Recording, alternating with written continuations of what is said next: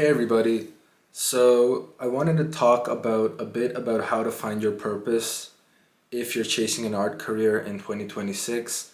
Now, before I will start, I just wanted to put a disclaimer out there that I have absolutely no idea what I'm talking about. So if anything goes wrong or you end up homeless or, I got nothing to do with it. I'm just saying what I think is right, and I'll most likely be using this strategy for myself. I think it's pretty rational, but you don't have to trust me. I'm just putting this out there for everyone. I wanted to start off with the obvious, and that's obviously that you need to pick a niche within art. So whatever your thing may be, whether it's architecture, graphic design, sculpture, painting, music, writing, whatever, like you have to choose a niche and become really good at it. I mean, that's kind of obvious, but I feel a lot of people aren't really sure what they want either. So that's something you need to master before you can actually make a living from it, is choosing what you really want to do. Now, there are certain niches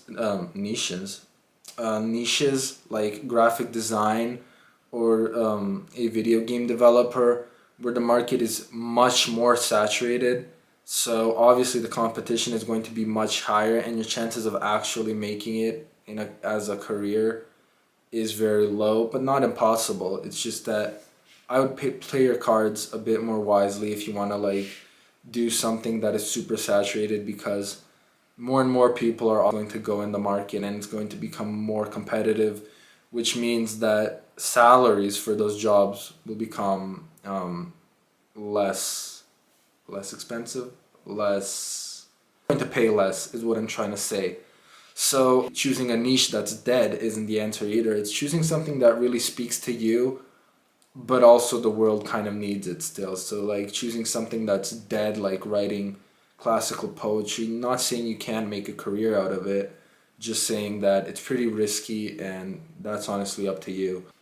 The second thing is that if you want to go like the optimal route, optimally you would be a freelancer, since if you want to actually build something that will outlast your life in the sense that it's a masterpiece, being inspired by others people's work most likely isn't going to do it. You're just going to end up doing other people's inspiration, and in the long run, I don't think that's going to work out. Now, this isn't to say that everything other than a freelancer isn't going to work, since that is kind of unrealistic. Everybody starts out doing something they don't like, and while you're learning the skill, you'll most likely be learning stuff that absolutely don't interest you. But I still think that's an important part. I'm just saying that the end goal is to ideally be a freelancer, but it isn't something that you have to have now. It's just something that you have to keep in mind for one day it should happen. And another obvious point that I should have pointed out earlier is that you have to be a master at what you do for it to work out. Even though the artist kind of space is full of AI slop and modern art BS, I still think you have to be really good at what you do, because there are so many talented people out there. So obviously mastering your craft is a prerequisite to anything that I'm talking about. Like, you can't expect to make a bunch of money being a loser at what you do. Whatever you choose to do, whether it's painting, painting, writing, sculpture, whatever, my opinion is that the best way to grow currently is on social media. And the reason is because everybody's on social media, and we spend like 6 hours on our phone.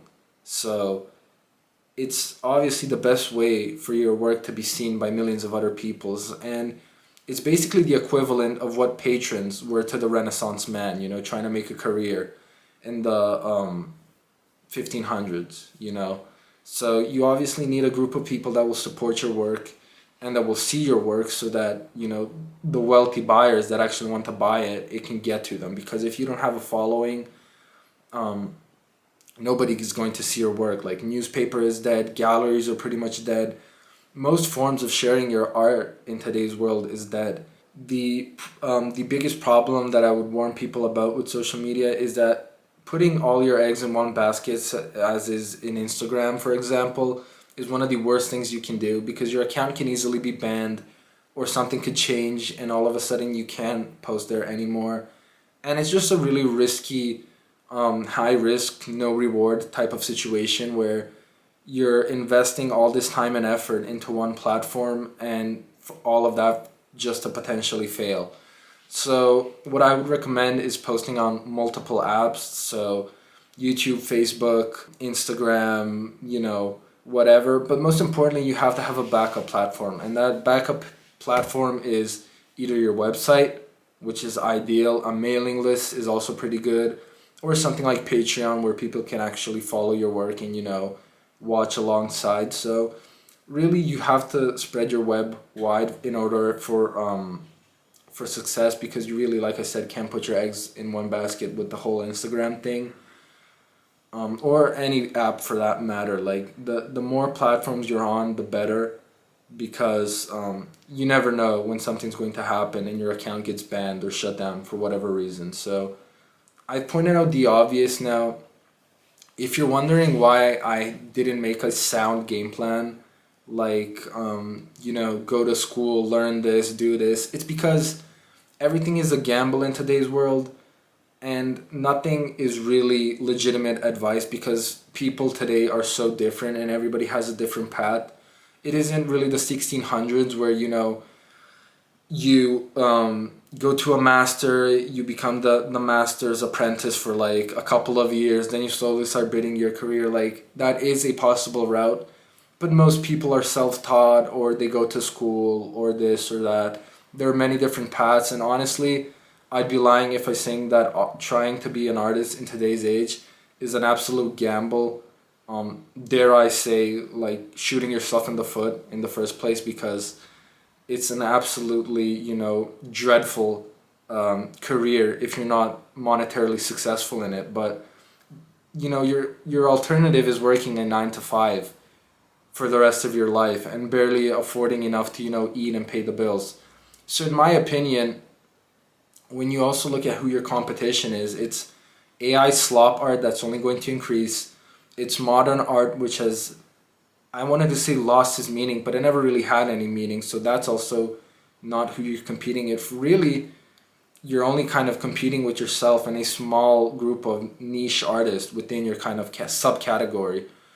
So when you put it like that, I think the odds are in your favor, in comparison to working a 9 to 5, which many people see as, a stable income. But I really don't see what's stable about barely being able to afford rent. So, that's just my opinion. I'd rather be a broke, unemployed artist than a working a 9 to 5 that I hate for the rest of my life. But obviously, that's up to you. Like I said, if you go broke or homeless from this advice, I didn't tell you anything. I'm just saying my thoughts out loud is basically what I'm doing. To end things off, what I'm suggesting is creating a social media account on multiple platforms, becoming really good at what you do, finding a niche that isn't saturated but also isn't like dead, so people are still interested in, and yeah, I still think that's a legitimate game plan, even though it sounds pretty sketchy. But realistically, like I said, job security doesn't exist, so you might as well go down this route. Competition has been pretty easy in today's age. If you look at, most people don't even know how to properly paint or draw or write. And the skill is being increasingly lost since nobody wants to even pursue these things, because of the fact that it's a gamble on whether or not they will make a career in it. Anyhow, there isn't a single job in the world that isn't threatened to be replaced by robotics or AI. So you might as well give it a shot, I don't care if you listen to my advice, but I think it's a pretty sound strategy. And yeah, let me know what you guys think down in the comments below, and I'll see you next time.